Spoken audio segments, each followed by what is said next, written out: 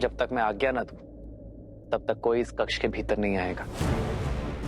और यदि आया तो नियमानुसार महाराज राम उसे जो भी दंड देंगे उसके लिए वही निर्धारित होगा। जो इस आज्ञा का उल्लंघन करेगा, मैं उसे मृत्यु दंड दूंगा।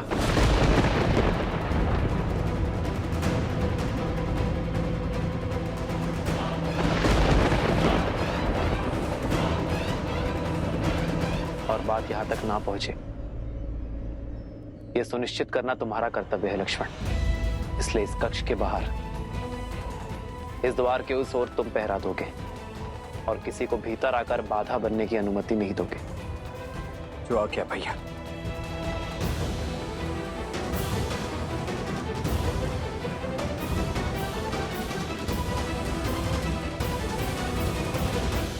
आपके यहां आने का अर्थ समझता हूं मैं, और यह भी जानता हूं कि काल का चक्र बड़ी तीव्रता से आगे बढ़ रहा है।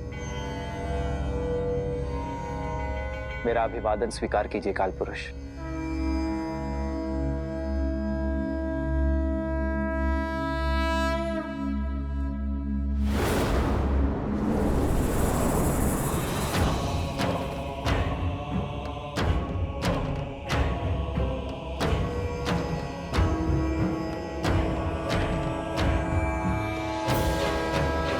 अयोध्या का हर कोना देख लिया, धर्म का हर रंग भांप लिया, किंतु आपके परम भक्त, परम सेवक श्री हनुमान के दर्शन नहीं कर पाया। कहाँ है राम भक्त हनुमान? आओ, इस ओर मेरा निवास है।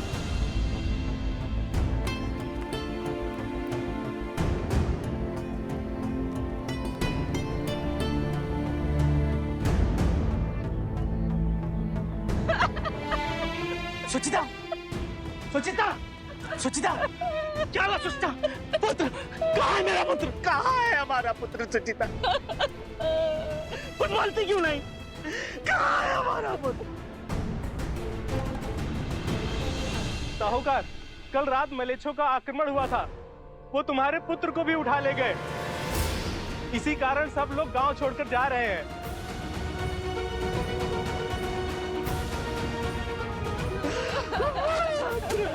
प्रभु,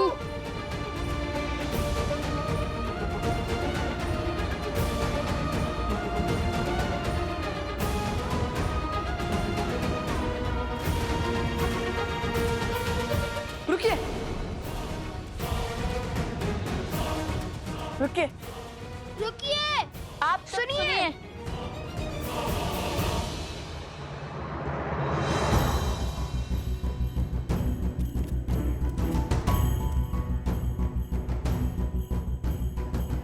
आप सब अपने पूर्वजों की भूमि को केवल इसलिए छोड़कर जा रहे हैं ना क्योंकि आप उन मलेच्छों के आतंक से व्यथित हैं? तो अपनी भूमि नहीं, अपना भय त्यागिए, क्योंकि अब हम करेंगे उनका अंत। हम देंगे आपको सुरक्षा की छाव, ताकि आपको अपनी पहचान अपने पूर्वजों की धरोहर ना छोड़नी पड़े।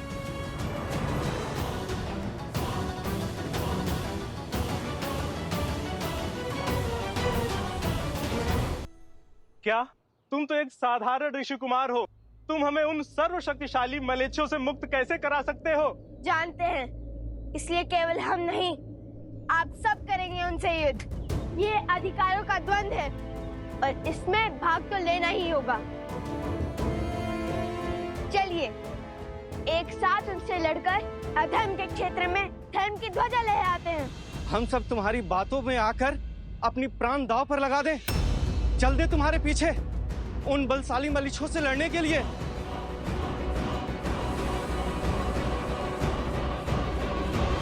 मैं जानता हूँ कि निर्णय आ रहे युद्ध दोनों ही सरल नहीं है, किंतु जिनके पास विश्वास की शक्ति होती है वो कोई भी युद्ध जीत सकते हैं। चलो मित्रों, आगे बढ़ो। ये दो नन्हे बालक स्वयं को अत्यधिक बलशाली समझ रहे हैं। ये स्वयं तो मरेंगे और हमें भी मरवाएंगे। भैया, ये तो हमारे पल पर संदेह कर रहे हैं। चलिए, इन्हें अपना सत्य बता देते हैं, अपना परिचय दे देते हैं। नहीं नहीं नहीं, अभी हम इस समय केवल एक दास हैं। कुछ भी नहीं। हाँ हाँ, तुम मेरे दास हो, मेरे आज्ञा का पालन करना तुम्हारा कर्तव्य है। जाओ जाओ, मेरे पुत्र को शीघ्र लेके आओ। यदि तुम दोनों ने ये कार्य संपूर्ण किया तो मैं तुम्हारा ऋण क्षमा कर दूंगा और अपनी दासता से तुम्हें मुक्त कर दूंगा।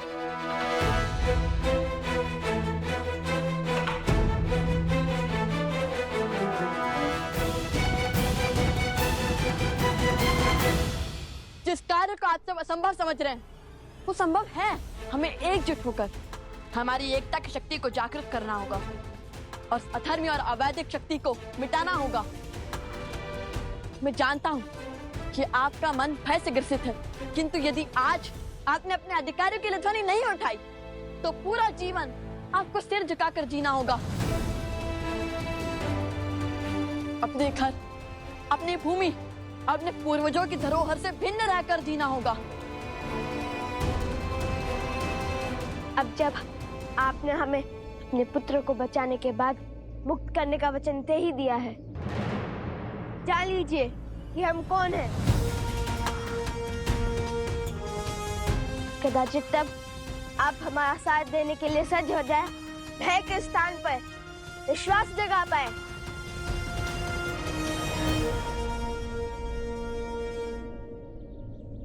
हम अयोध्यापति महाराज राम के पुत्र लव कुश हैं।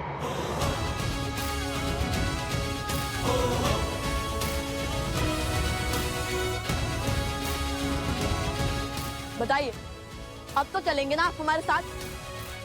क्या आप भी कोई संदेश शेष है? चलिए ना, उन अधर्मी राक्षसों को वैदिक धर्म सिखाएं। आज्ञा दे स्वामी। तुम कहो और हम मान ले। भला अयोध्या के राजकुमार ऐसे होते हैं, इतने दुख में रहते हैं, किसी के दास बनते हैं।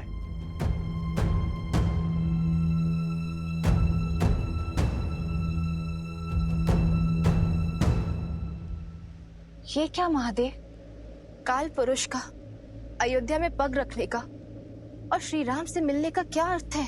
काल पुरुष की रचना नारायण और शिव के अंश से हुई है और इस संरचना का कार्य है काल को गतिमान रखना, युगों को बदलना।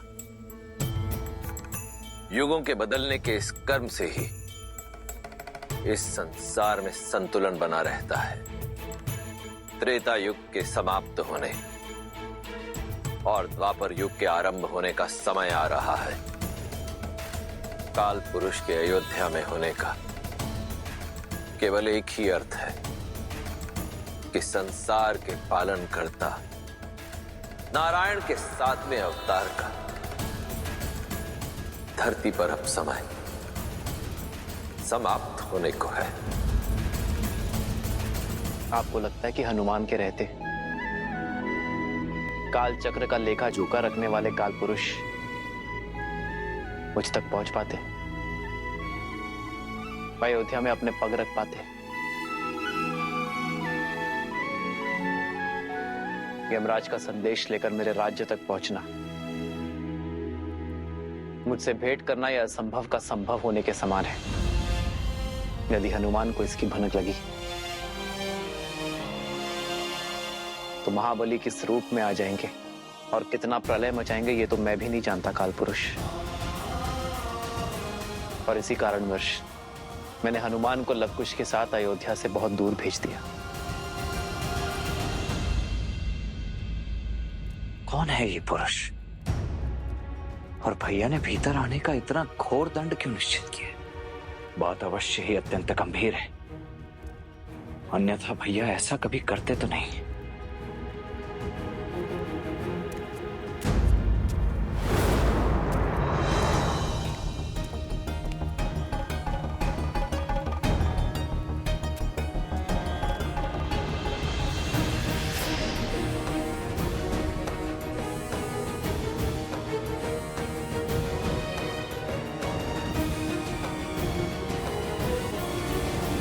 ये दोनों मिथ्या कहते हैं, ये भला राजकुमार कैसे हो सकते हैं? हमें तुम पर विश्वास नहीं।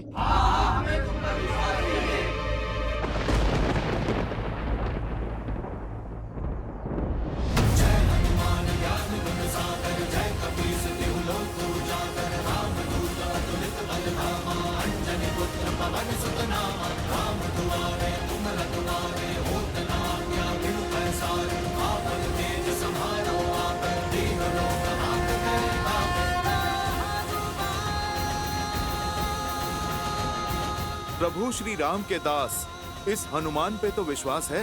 हनुमान जी, हनुमान जी हैं। हनुमान जी, हनुमान जी। हाँ, ये वही है। उचित सुना है इनके विषय में। ये हैं कौशल नरेश, प्रभु श्री राम के पुत्र, राजकुमार लव और राजकुमार कुश।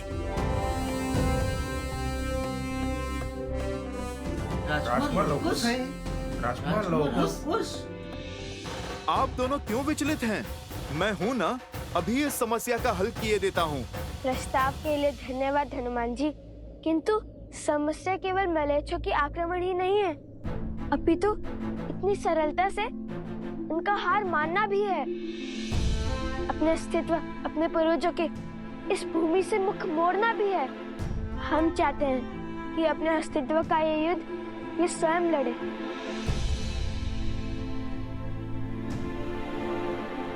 अब आप सत्य जान चुके हैं, तो बताइए, आप सब सज्ज हैं युद्ध के लिए?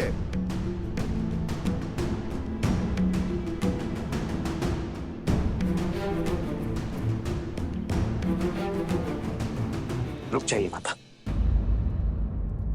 भैया का आदेश है कि इस समय भीतर कोई भी नहीं जा सकता। पुत्र, मैं मंदिर से आ रही हूँ। आज राम के लिए विष्णु भगवान के समक्ष आज विशेष अनुष्ठान करवाया था, बस उसी का प्रसाद देने जा रही हूँ। ऐसे शुभ कार्य में बाधा नहीं बनते। हटो मेरे मार्ग से। माता, मैं एक माता का मन समझता हूँ माता, परंतु आज आपको भी अपने इस पुत्र की दुविधा समझनी होगी। समझने का प्रयास कीजिए। इस समय भैया के समक्ष जाना उचित नहीं है। महाराज का आदेश है माता कि इस समय उनसे कोई भी भेंट नहीं कर सकता।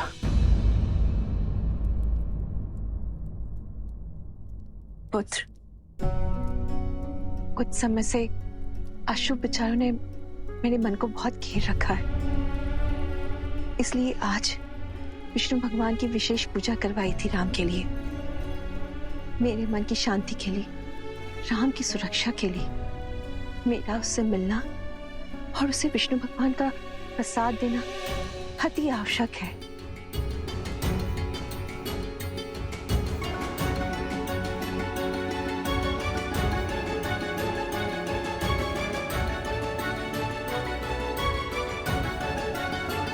माता, आज तक अपने भैया का दिया हुआ प्रत्येक कर्तव्य पूरी निष्ठा से निभाता आया हूं मैं,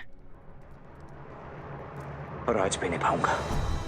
उनकी इस भेंट में किसी भी प्रकार का कोई व्यवधान आने नहीं दूंगा मैं, क्योंकि यदि ऐसा हुआ तो उससे सबसे अधिक पीड़ा भैया को ही होगी, जिससे आप भी प्रसन्न नहीं रह पाएंगी माता। इसीलिए मेरी आपसे ये हाथ जोड़कर विनती है, निवेदन है, कृपा करके इस समय यहां से लौट जाइए।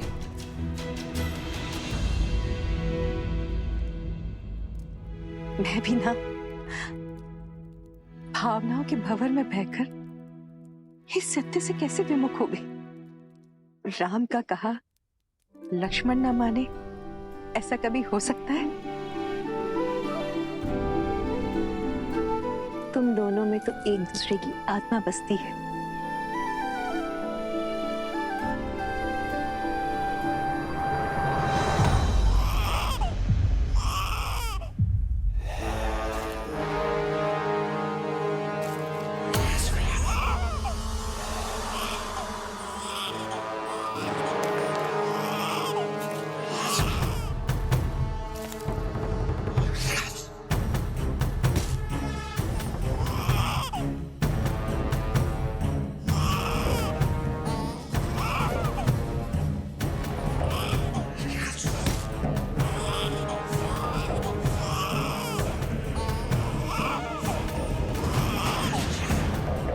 लो पुत्र, इसका संहार करके हम सब की भूख शांत करो।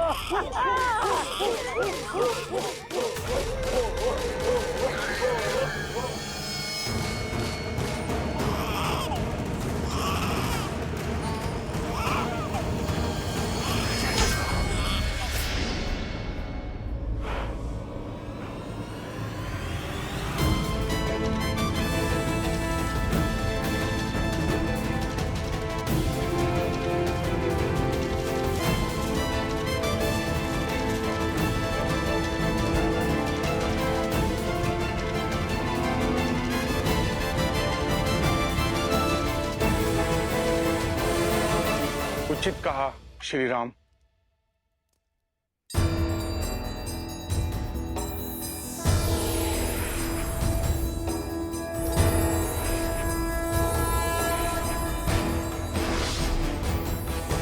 समय समीप है, त्रेता युग अंत की ओर जा रहा है। युग परिवर्तन होने वाला है।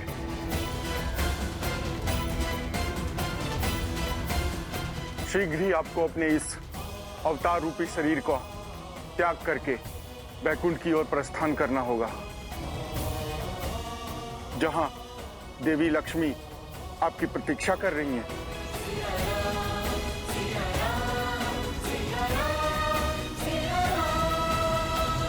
और यहाँ जो मेरे कार्य शेष है उनका क्या? लवकुश और बाकी सभी वंशज कुछ ही समय में शीघ्र ही कौशल को संभालने योग्य हो जाएंगे। जैसे ही आपका ये कार्य संपूर्ण होगा, वैसे ही आपको अपना ये शरीर त्यागना होगा और उससे पूर्व बैकुंठ में आपकी सैया को सज्ज होना होगा।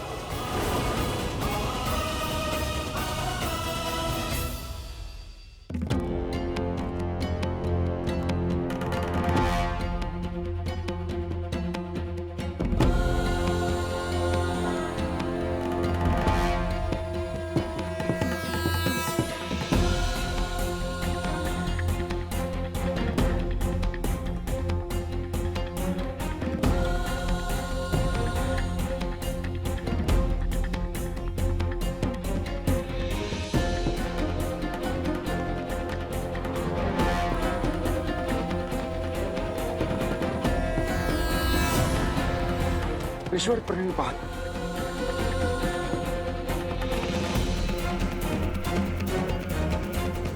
ये यहाँ और इस समय कहीं क्रोधित ना हो जाए।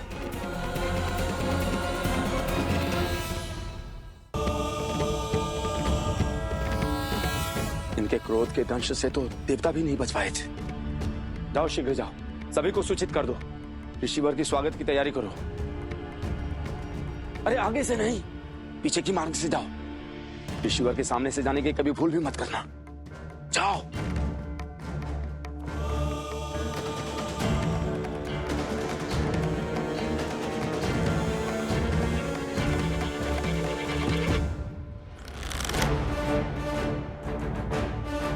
हालत से दूर हटो दुष्ट, अन्यथा तुम्हारे प्राण हर लूंगा। संपूर्ण आर्यावर्त के एक मात्र महाराज कौशल नरेश राजा राम की आज्ञा और कृपा से हम तुम्हें अंतिम चेतावनी दे रहे हैं। चुन लो, आत्मसमर्पण या मृत्यु। इसका निर्णय अभी हो जाएगा।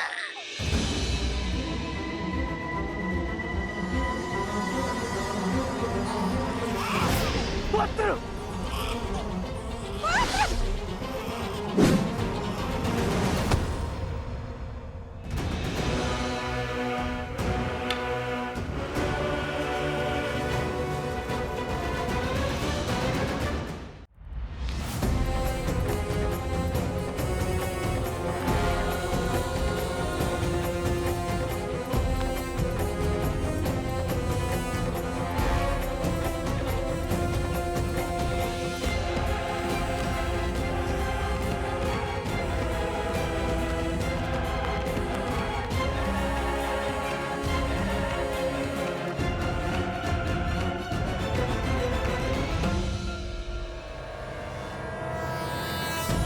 महातपस्वी महर्षि दुर्वासा के चरणों में राज अनुज लक्ष्मण का नमन।